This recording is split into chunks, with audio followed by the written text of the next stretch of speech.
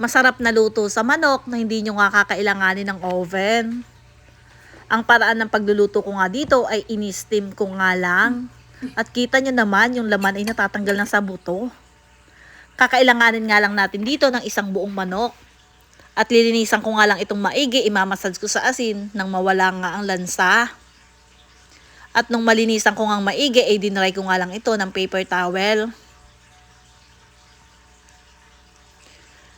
At kakailanganin nga lang natin dito na medyo maraming bawang.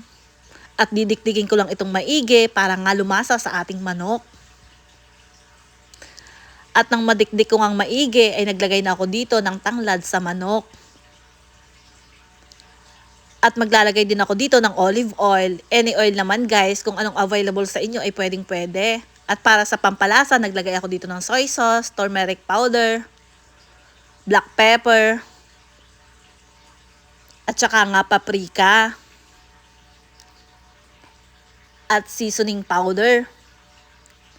At yan nga, hahaluin ko nga lang maigi para nga maglahok-lahok yung ating lahok. Siya. At imamassage nga lang natin ito dito sa buong manok. At ibababad ko nga lang ito dito ng mga 35 minutes. Mas matagal, mas masarap nga. At ito nga, kung may ganito kayong steamer, ay dito nyo nga iluto. Manghiram kayo sa kapitbahay, ay pwedeng pwede. At habang pinapakulo ko nga yung tubig, ay nakaset aside nga lang itong binabad nating manok. At nung ready na nga yung tubig, ay ito nga, i-steam na natin ito ng 1 hour and 30 minutes. Or depende guys, sa laki ng manok.